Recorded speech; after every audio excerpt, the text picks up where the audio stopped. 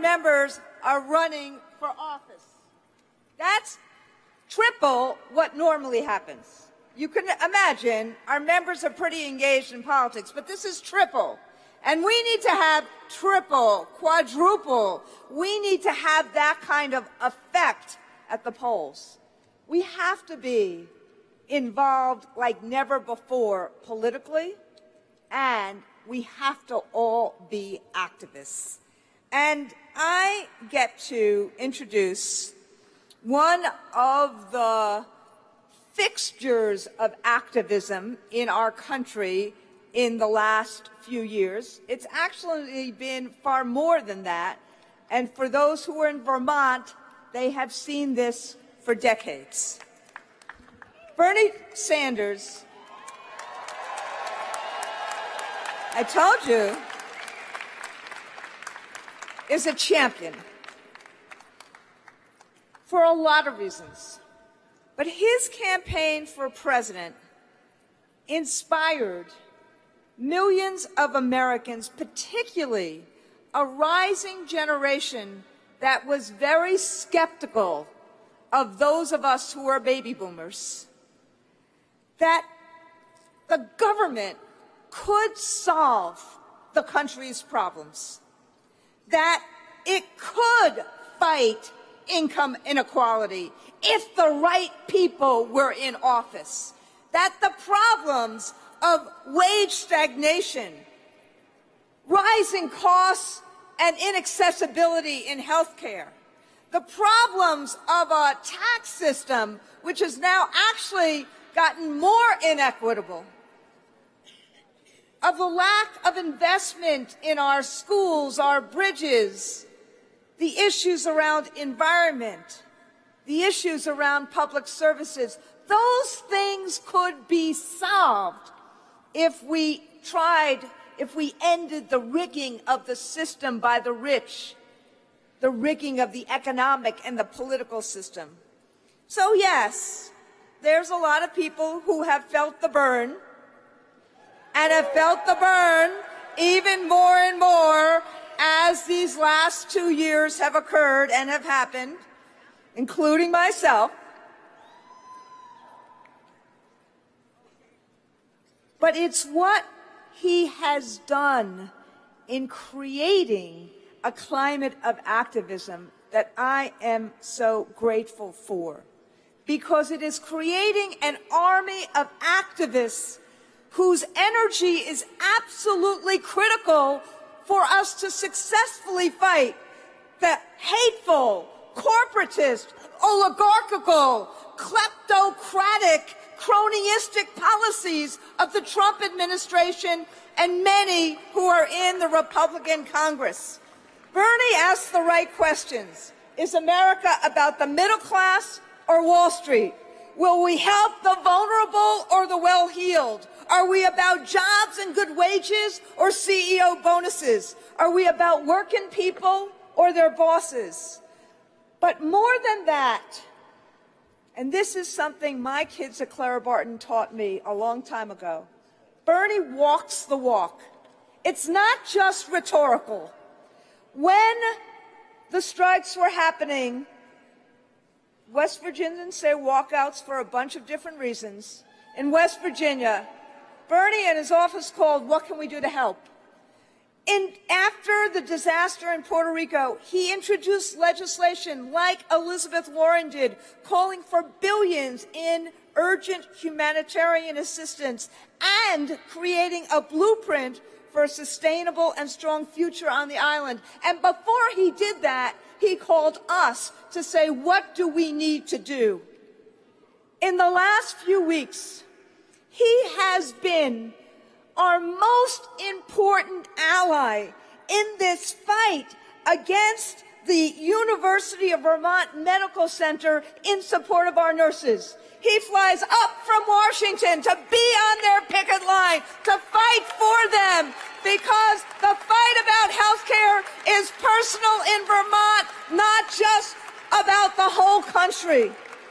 So, Senator Sanders, Senator Sanders, I want you to be reintroduced to this body of activists as we are honored with your presence at our convention. Senator Bernie Sanders.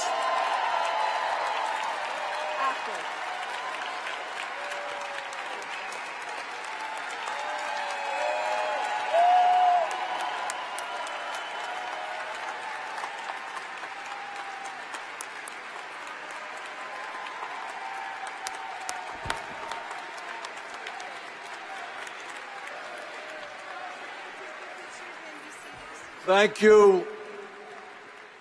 Thank you all very much. As a proud graduate of PS 197, I'm delighted to be here. Let me thank President Randy Weingarten and every one of the members of the AFT. You know and I know this is not an easy time to be an educator. It is not an easy time to be a trade unionist. But on behalf of millions of children, their parents, and their community, I thank you for doing some of the most important work in the United States of America. And as Randy mentioned, let me give a shout out to the brothers and sisters, the nurses, AFT nurses in Burlington, Vermont.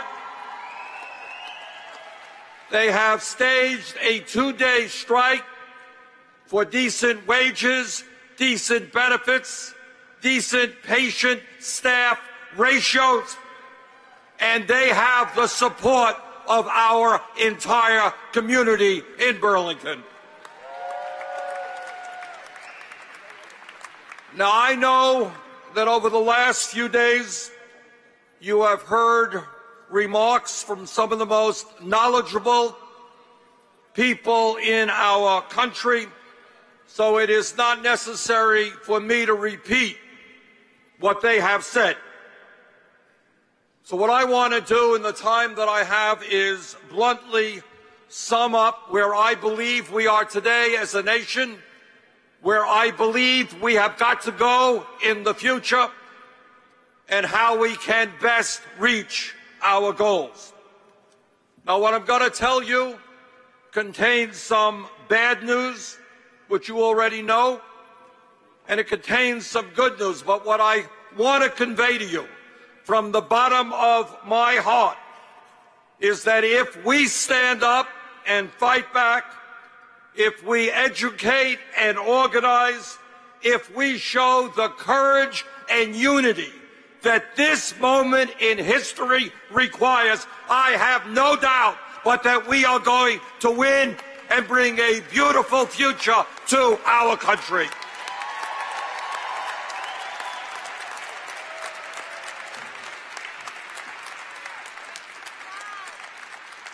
Now let me go over some of the bad news. First news you already know, and that is economically.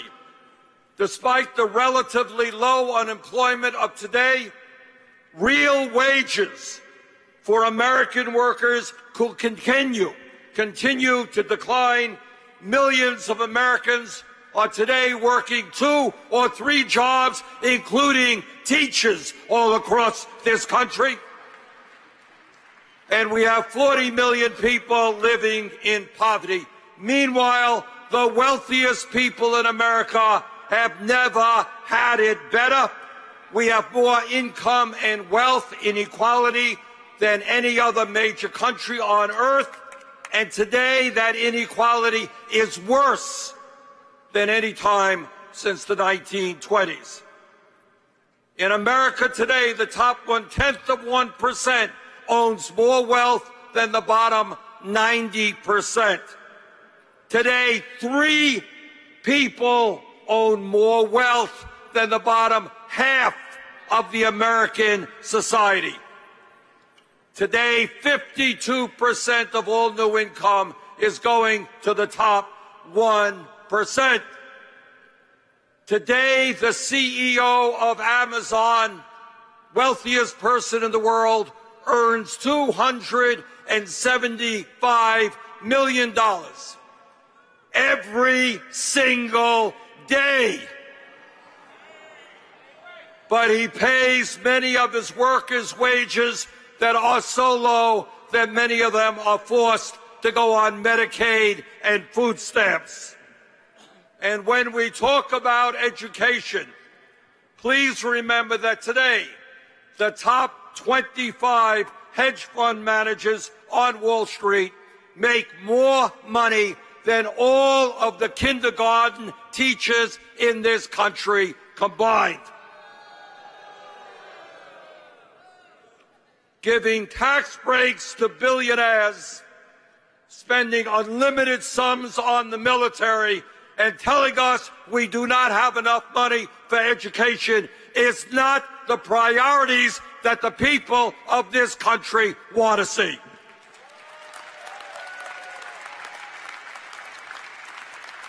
Now that's what's going on economically. Politically, we have a president who in an unprecedented way is motivated by greed and power. He is also a pathological liar.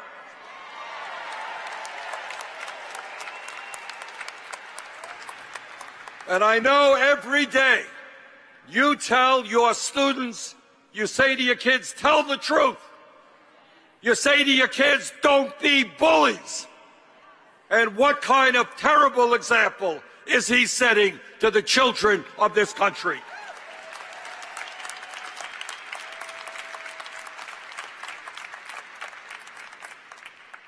But he is also a president who has betrayed the people who voted for him.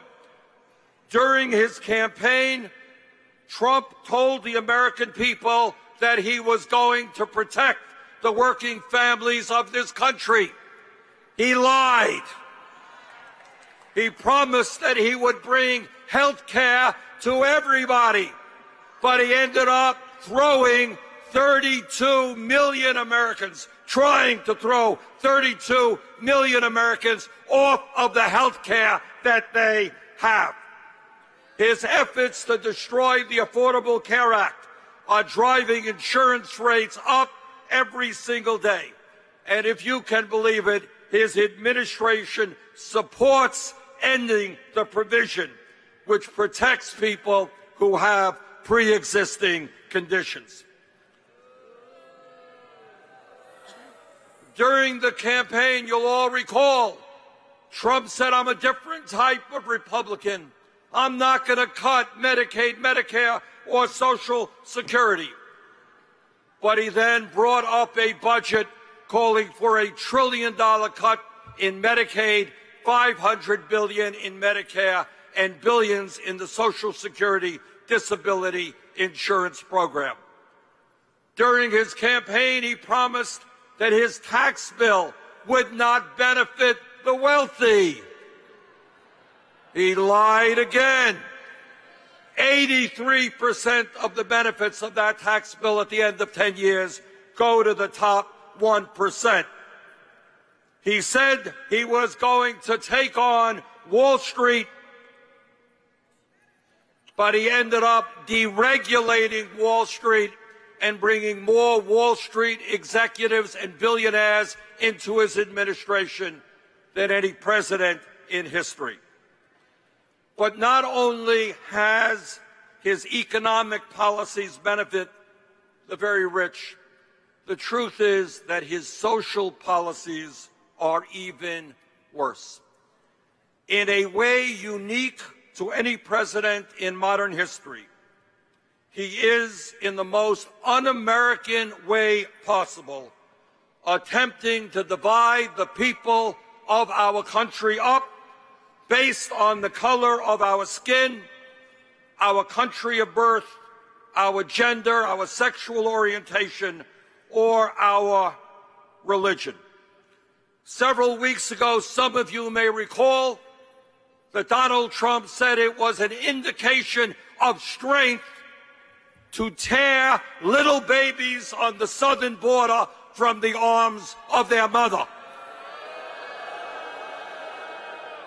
Mr. Trump, that is not an indication of strength. That is an indication of moral weakness and extreme cruelty. And that is not what this country is about or ever will be about.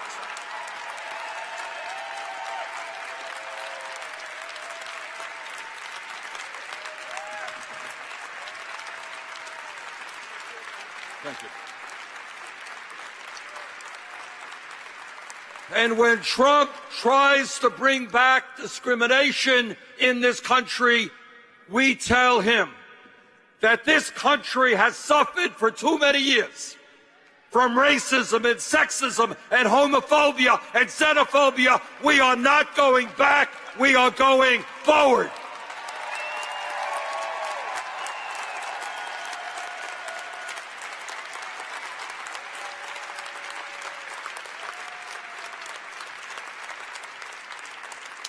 And for all of these reasons and more, the American people are going to make Donald Trump a one-term president.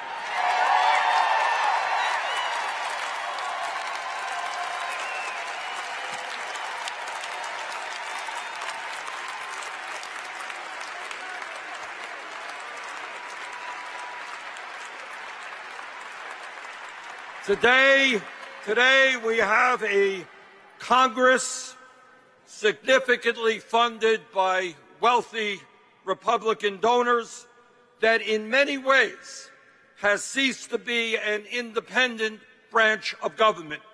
Instead, it has become a willful and obedient puppy dog for the president, largely ignoring his attacks on democracy, his attacks on the media, his attacks on the judiciary, his attacks on federal law enforcement agencies, and his dangerous movement toward authoritarianism.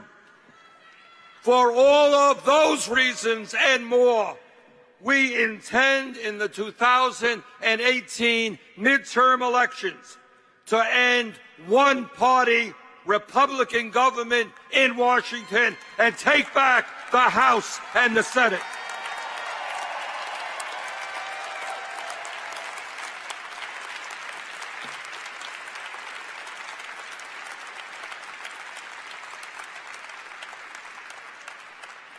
We have a Supreme Court. You all remember the Supreme Court? We have a Supreme Court that in recent years has faithfully and consistently done the bidding of the wealthy and the powerful. They have given us the disastrous Citizens United decision, which allows billionaires to buy elections and undermines American democracy. They have given us a decision on the Affordable Care Act, which allows governors all over this country to deny Medicaid coverage to millions of Americans who desperately need that coverage. They have made decisions which undermine the Voting Rights Act, allowing governors to make it easier to suppress the vote for people of color, for poor people, and for young people.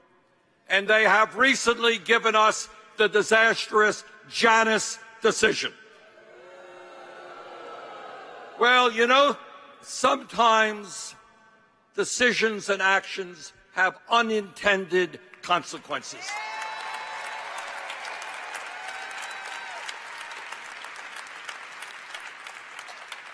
And I have the feeling that those who thought that the Janus decision would hurt the trade union movement in this country may be in for a big surprise.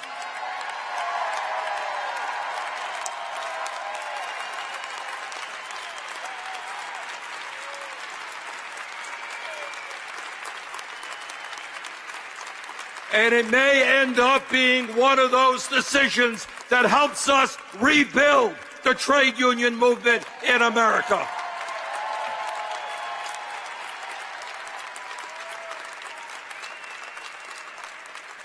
Now, those are some of the bad Supreme Court decisions coming up. May well be Roe versus Wade.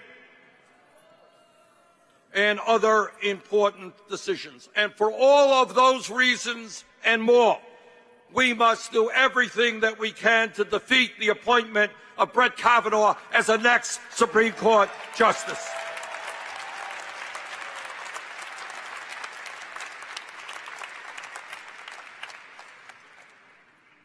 Now, that's some of the bad news that's out there. But here is some very, very good news. And in fact, the good news trumps the bad news. And that is that all over this country, people are standing up and fighting back, not just against Donald Trump, but more importantly, for a progressive agenda that creates a government that works for all of us, not just the 1%. Pay attention, because the media often does not, but there is a political revolution sweeping across this country. As Randy mentioned when she introduced me, we are now seeing ideas that just a few years ago were considered fringe ideas, radical ideas, but today, because workers all across this country are standing up and fighting back, those ideas are now mainstream ideas adopted by the vast majority of the American people. And we are seeing great candidates running for office on those ideas and winning elections. We have seen just recently a young woman from the Bronx, New York, Alexandria Ocasio-Cortez, who was a waitress a year ago, will now be a United States Congresswoman and a progressive Congresswoman.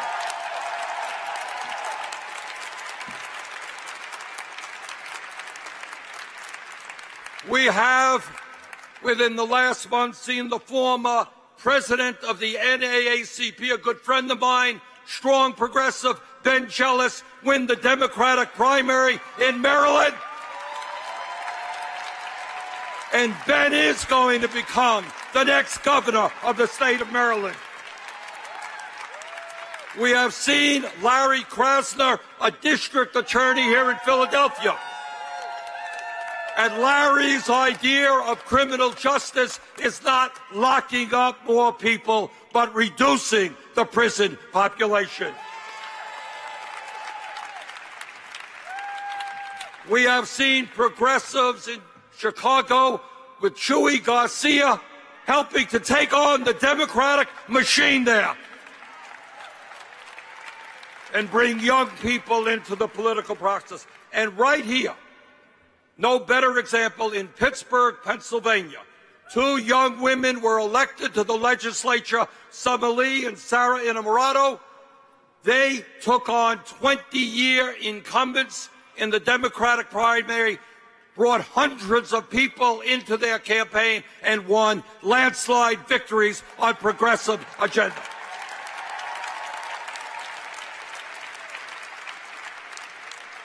And as part of that political revolution, teachers all across this country are standing up and leading the fight for education reform.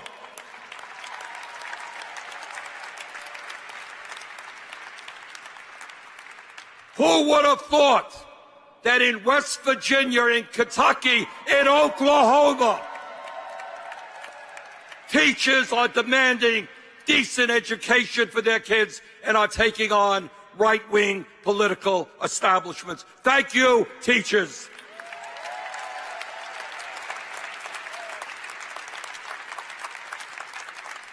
Young people in Parkland, Florida, who went through one of the most horrific experiences that any human being can go through. They didn't simply retreat and become depressed and mourn.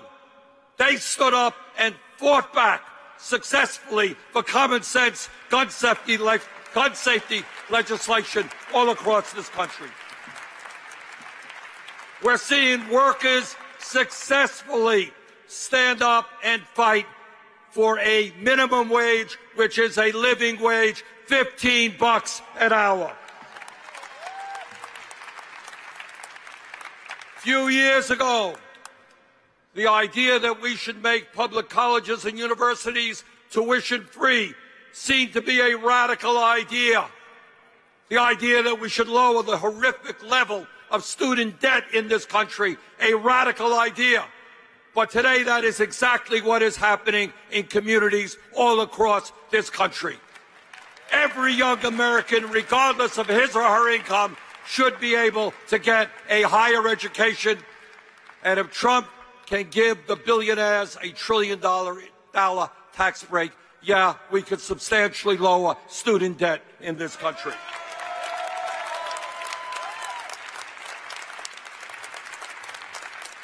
A few years ago, some of us said that maybe the United States of America should join every other major country on earth and guarantee health care as a right through Medicare for all.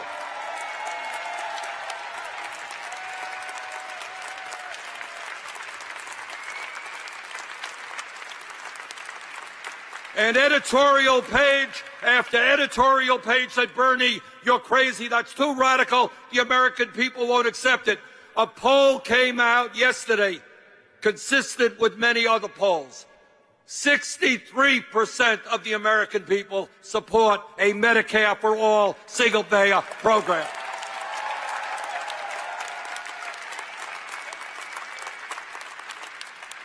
Brothers and sisters, our job now, more than any time in modern American history, is to think big and not small. It is to understand that when we reach out with a progressive agenda that speaks to the needs of working families, we can get people to run for office, we can increase voter turnout, and we can take on the oligarchy that now controls this country.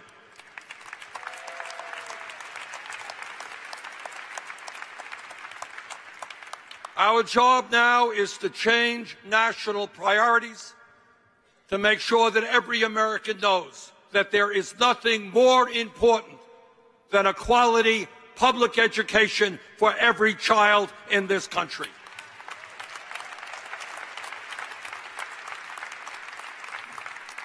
So, brothers and sisters, in the midst of these difficult times, I am not pessimistic.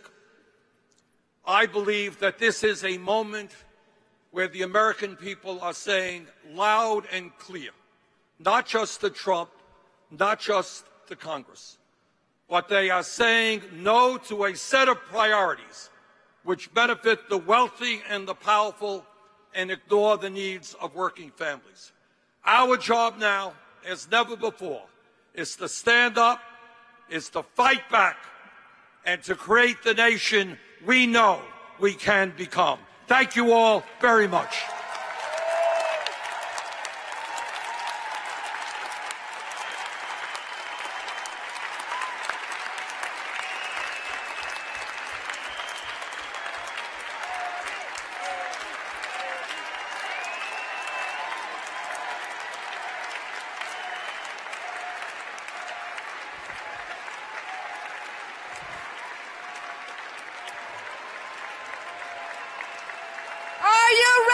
To take up that charge?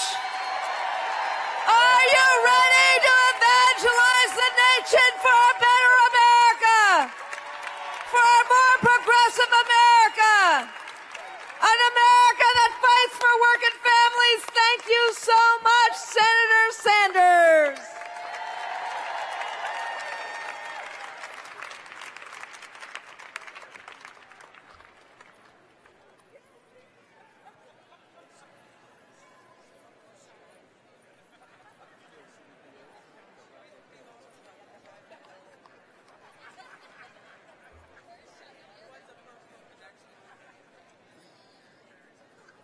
Wow. It is because of the historical level of educators around the country, including the nearly 300 AFT members like you, running for office this election season that we're going to be pushing back against austerity measures, public school closing, and cuts to vital public service. But it can't be just educators running for office. We need to have pro-public education, pro-public services, pro-affordable health care candidates who care, fight, and show up so we can vote for them. Our next guest gained national attention this past spring when he defied the odds of expectation and won a special election for Congress in a Republican-leaning district. He ran a campaign focused on protecting Social Security, fighting for affordable health care, opposing the Trump tax cuts for the rich, and trying to fix the student debt crisis. But most poignant in his race, he proudly put his support of organized labor at the front and center of his campaign. He's also a military veteran, a former U.S. attorney who was a leader on the fighting against opioids, and it is my pleasure to introduce our friend, Congressman Conor Lamb.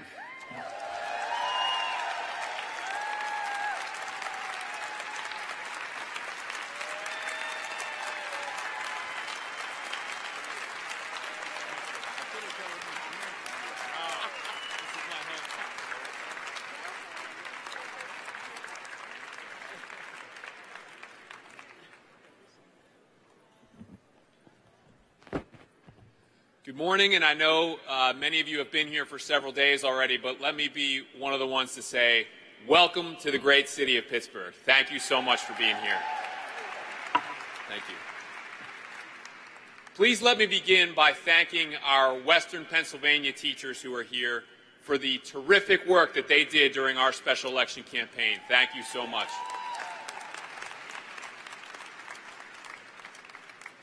The district I now represent was purposely drawn to make it difficult for a Democrat to win. But what lifted me up right from the very beginning was that our teachers and our nurses and our healthcare workers and all of organized labor looked at those same odds and they were not intimidated. Neither were the grassroots groups or the citizen activists whose hard work is now getting the attention that it deserves. Our campaign went everywhere. I went everywhere, we talked to everyone, and we won.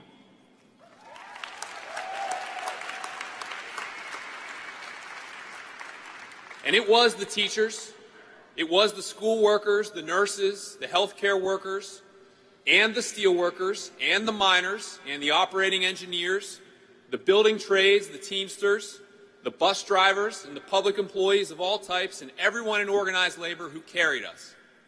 I will never forget that. Thank you very much for everything that you did.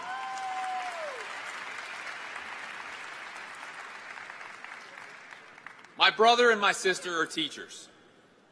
I've worked with your members constantly for the last 9 months, and I know how much our teachers and all of our other support staff give in service, beyond the classroom, buying school supplies and even meals out of their own pockets. I know how much our nurses and our healthcare workers give to their patients. And so what I need to say to you, and more importantly, what our country needs to say to you, is thank you for what you do every day.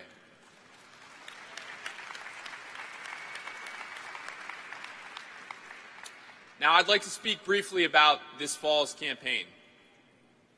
We're already hearing the same old stuff that we heard during the special election. Some people say there's a civil war in the Democratic Party. Some say the left is taking over. Some say the right is taking over. Some say labor has too much power. Others say labor is too weak. Some say the party stands for nothing. Others say we have agendas that are too specific, or too expensive, or too far out to be accepted. Some people just say the Democrats are dead, while others say we have too much variety, or even too much passion. Well, the people saying all of that are wrong. Again. I can tell you personally, I know for certain that they are wrong. In our election, I had the support of every kind of Democrat. How can that be when we don't agree on every method of achieving our goals? It's because we share the goals themselves, and we share our belief in community. And because we are serious people, we are practical people, and we are working to do the great business of democracy. And because we have open hearts. The essential truth is that we represent the American majority on just about every issue of importance.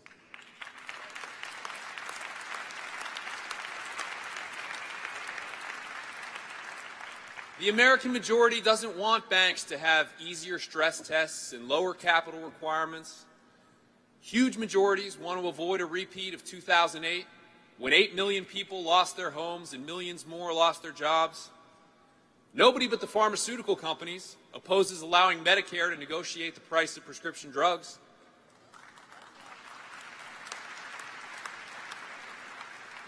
A majority of Americans knew that the tax bill was a phony deal from day one. And they knew where Paul Ryan would try to go to get the money. He told them. He wrote it in his book years ago. He wants to pay off the extra deficit by cutting programs like Social Security and Medicare. And the day after that tax bill passed, Paul Ryan launched his latest attack on what he calls entitlements. He says they are unaffordable. And that's a great surprise to people where I come from, some of whom have been paying into Social Security and Medicare for decades, 50 years or more in some cases. And the more Paul Ryan tells them that they are not entitled to their own hard-earned benefits, their own hard-earned money, the more he reveals the dishonesty of that tax bill.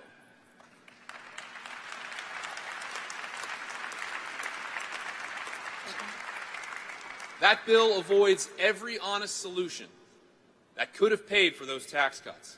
And it was mostly legislation written for a tiny group of very rich people. They have slick TV ad guys that will try to put lipstick on it, but that will not work. That bill does nothing for those who serve. It does nothing for teachers. It does nothing for nurses or healthcare workers or other employees. But what are we for? Well, we will defend Social Security and Medicare and Medicaid.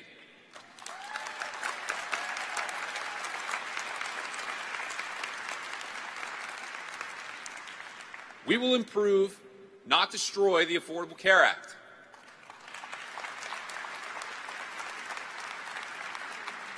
And in doing that, we will prevent the impoverishment, the medical death sentences that will result if you end affordable, universal coverage for people with pre-existing conditions.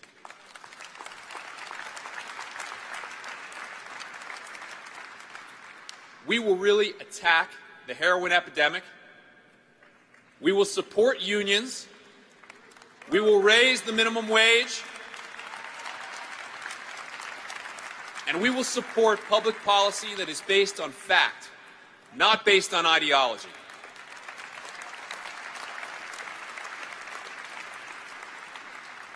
We will support public education.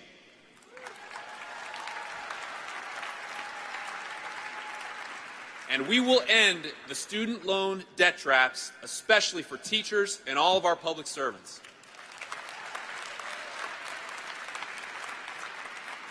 The idea of saddling teachers with so much student debt that they can't afford to start families, or paying them so little that they can't afford to support a family properly, that is never how we conducted ourselves in this country. It is impractical, and it will not stand the test of time because it's wrong. The ideas we are running on are practical, they're proven, they're time-tested, And there is not one of these issues on which we have anything less than a strong majority of Americans behind us.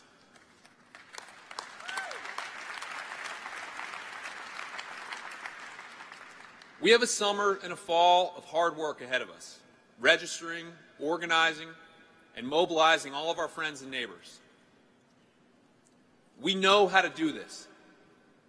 No matter what happens in the courts, what happens at the ballot box in November, and in every November beyond that, is up to us.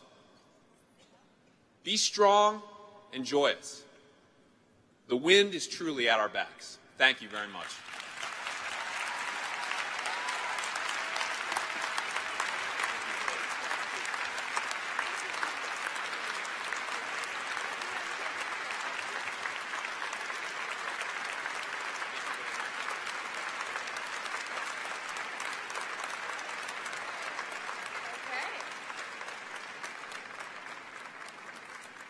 Thank you so much, Conor Lamb.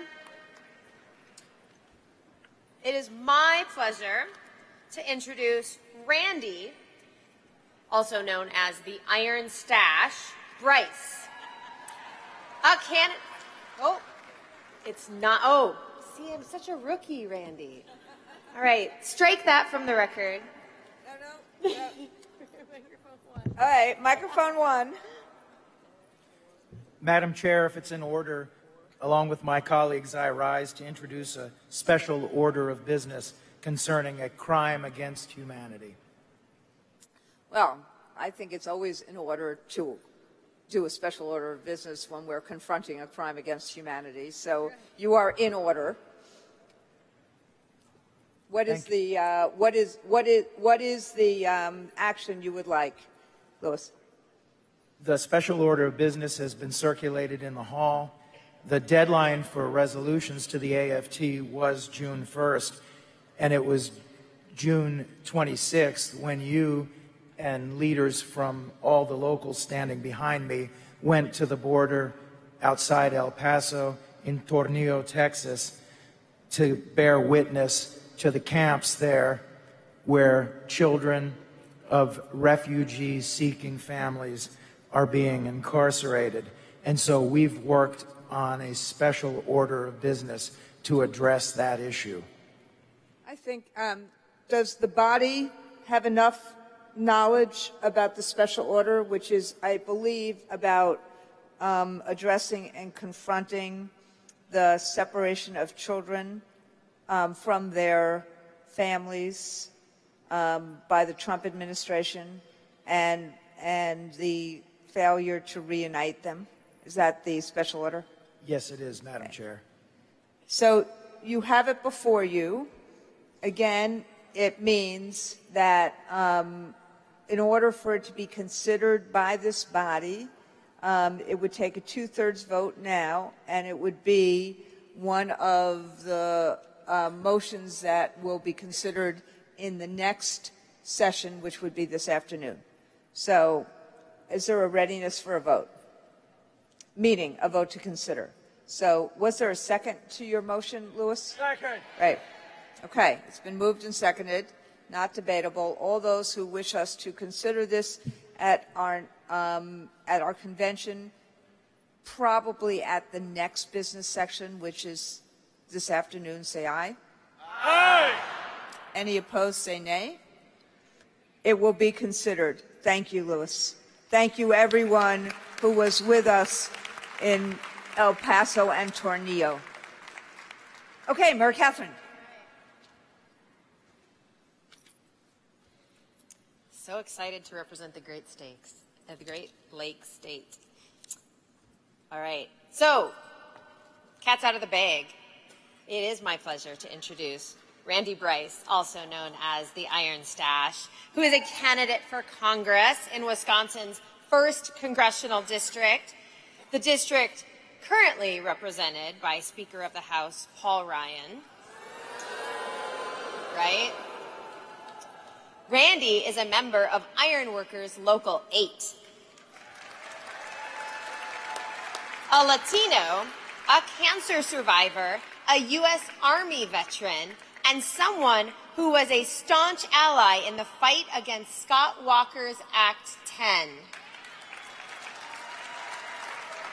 Randy Bryce is an unabashed champion of the middle class and has made it his mission to replace Paul Ryan with a worker. No wonder Speaker Ryan announced he is stepping down from Congress. So please give a warm welcome to a fellow of our union family, Randy Bryce.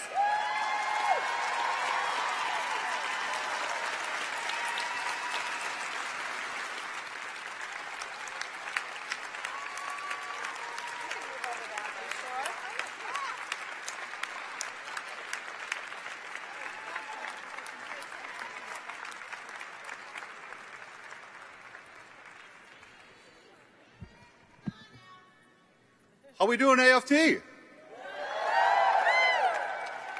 So great to see the delegates, educators, and nurses.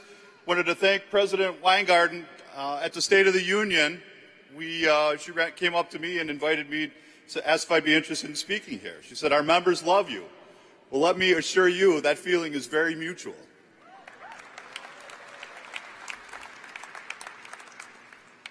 It may sound crazy, but running for Congress was not on my bucket list. You know, there are people that have said that I'm a politician, but try as they may, I can tell you that I definitely haven't been able to pay my bills on a politician's salary. A year ago today, we were talking on a job site about doing something to actually make a change because we weren't being represented in Wisconsin or in Washington. And Paul Ryan had been one of the worst offenders. He had been talking about repealing and replacing our health care. 23 million people would be affected by it. And I looked at the other coworkers and I said, why don't we repeal and replace him?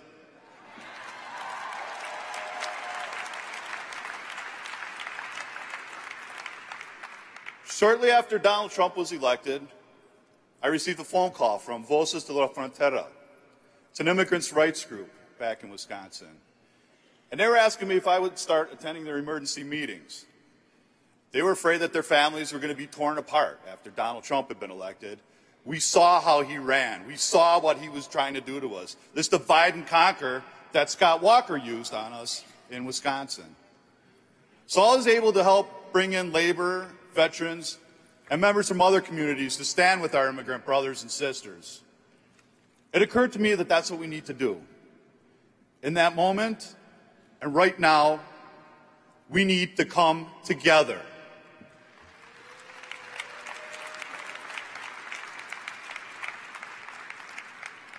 So when I was asked if I would consider throwing my hat in the ring against Paul Ryan, I looked at the people around me, listened to their stories, and I saw how scared they were. I remember a young high school woman talking about being in her classroom, wondering if she was going to be able to make the day, or if ICE was going to come, rip her out, and take her to some detention center. She also had the same fear about being able to return home, and if her dad was going to be was going to be there, or if ICE was going to kick in their doors and take him away. So I remember just seeing these faces, and I knew that I could bring people together. I had to say yes. I believed then, and I still believe now, that we need a working person standing up for other working people.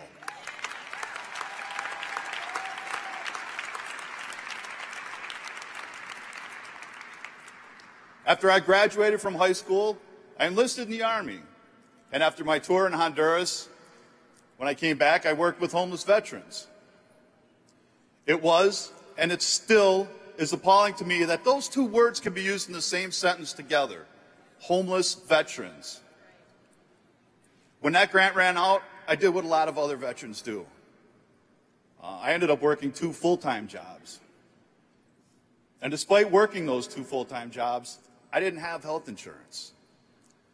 So when I was diagnosed with cancer, I had no way to cover the costs. I survived the disease, and I even proved them wrong when they said I wouldn't be able to have a kid.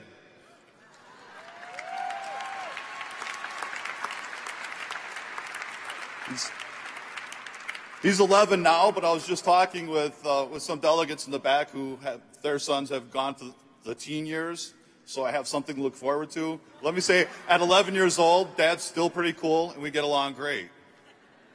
His teens, we'll see. But the financial burden of having had cancer was insurmountable. And like so many others across our district, the country, I had to declare bankruptcy. Now, it took many years to crawl out of that hole, and I'm forever grateful that my ex-wife and I were able to put our son first, and make sure that he was taken care of until I got back on my feet. I know that my story resonates with countless people because it's their story too. Soon after, I was given the opportunity to have an apprenticeship as an iron worker. Now, working the iron is a tough job, but it was also what helped me to get out of debt and to be able to provide for my son. It gave us both good health insurance and allowed me entry into the middle class. One of the many reasons why I'm union proud.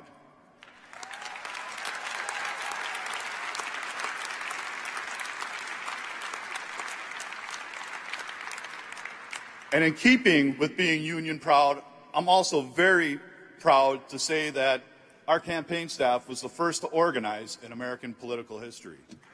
Our campaign workers are union members.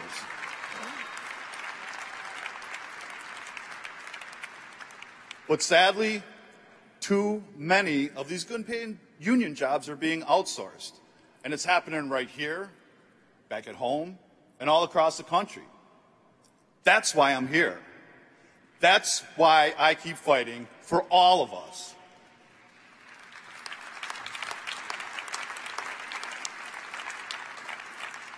And I'm fighting because I'm a father. I want a better life for my son. I want a better life for your sons, for your daughters. I want to be able to tell my son and his kids, when they ask back in this time in history, what did you do? I'm going to say, look, I was fighting for you. And I want to fight for kids all across the country that are just like him. We're going, brother.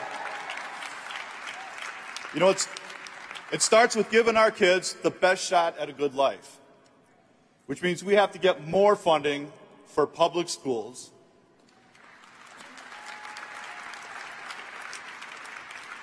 When Scott Walker took office in Wisconsin, one of the first things he did was cut nearly $1 billion from our public education. Now, that directly affected my son and his classroom, because what it did was it took that money away. It ended up closing another school in his district. All the kids had to get dispersed. And now he was born August 31st at 11:45 p.m. 15 minutes later, he would have had to wait an entire year to go to school. So when me and his mom were discussing when we should enroll him, should we hold him out a year? We said, no, everything's fine. This was pre-Scott Walker. So once he got in, he needed a little bit of help as far as reading. There were programs available. Title I was there, but that all went away with the Scott Walker budget. So when they closed the school nearby, not only, and also took away summer school program from his school, the kids were all dispersed. He ended up getting bumped because some students had lower test scores than his. So what should we do? Are we going to have to hold him back a year now? But it was by working with his teachers that they helped out. She ended up putting him closer up to her desk and gave me some suggestions. Here's how you can find out, the books that are too hard for him, too easy for him, just right. It was working with these teachers after class on her time that she was able to help out. But because of that, he ended up getting a B in English.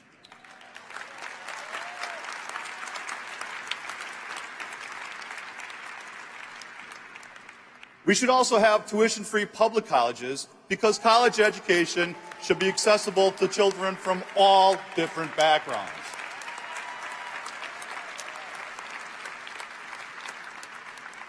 I also believe we should have universal pre-K, more of it in areas that are disadvantaged minorities, people that need it, so that children are prepared from an early age and can get a head start on life. I'm also going to make sure we are protecting federal funding for low-income students and students with disabilities, because a good education should be a right in this country.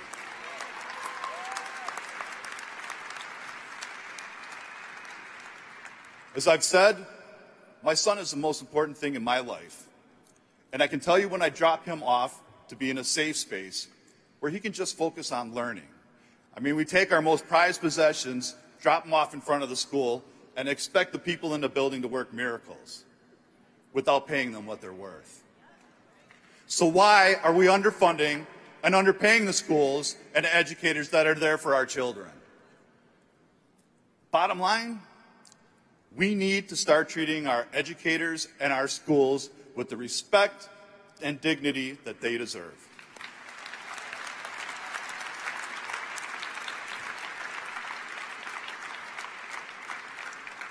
Teachers, educators, and nurses are the ones shaping the next generation. We need to start paying them what they're worth so we can set all of our children up for a better future. We also have another epidemic facing our schools. We have too many guns getting in the hands of wrong people. We've all seen the news, and we all know we have a gun problem in America. School shootings happen far too often here. Thoughts and prayers haven't solved the problem. We need common sense gun reform because we need to protect our students. And we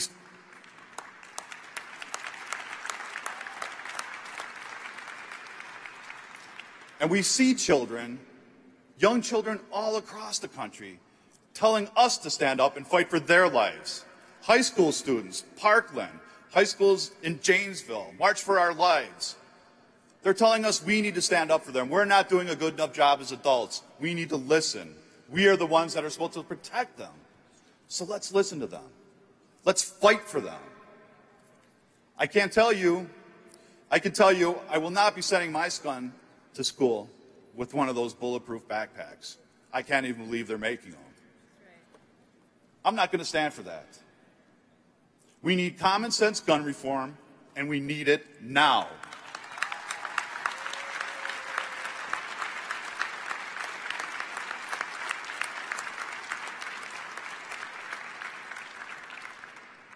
Giving people more guns to protect themselves against guns doesn't make anyone safer.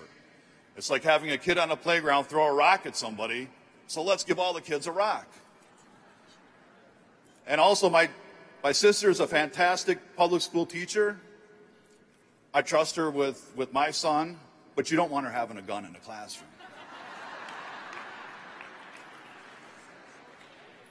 We need to get more guns off our street and out of the hands of people who want to hurt our children. We need better mental health services to help our students so no one feels the need to turn to violence instead.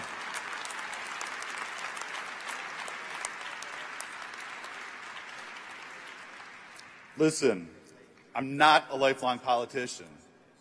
I'm not someone who was groomed from a young age to serve in this role. But all my stances on issues come from talking to working families about what they need. That's why I'm here. I'm here because I believe health care is a right, not a privilege. And people shouldn't have to be making life and death decisions on choices because they can't afford their medications. I believe we need to protect the good-paying jobs that we have and bring more back to this country. That includes rebuilding our crumbling infrastructure and investing in blue-collar jobs. Let's get back to exporting cars, not jobs.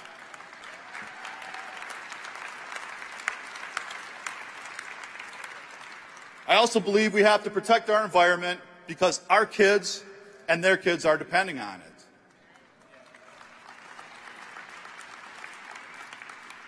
I believe that we need to make sure that our citizens are taken care of. We need to use our taxpayer money to give our kids better education and by paying public sector workers what they're worth.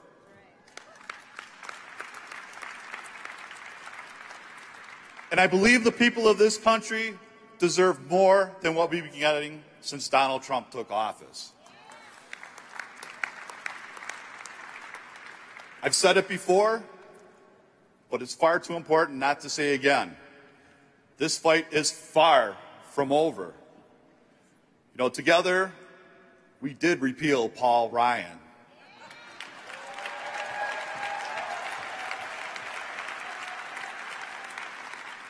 And we're not going to stop there. We're going to repeal these Republicans in Congress as well this November.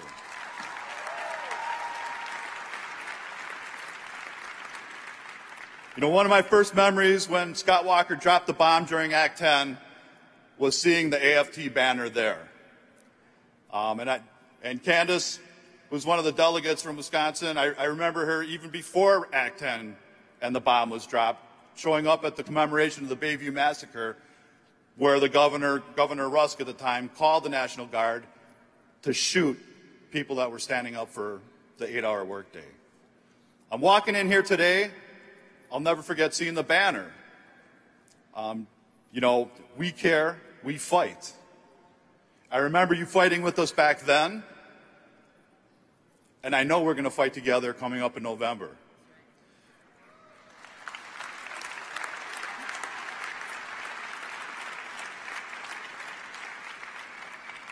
I tell our other members in the building trades, the Ironworkers Union, that there's nothing really special about me.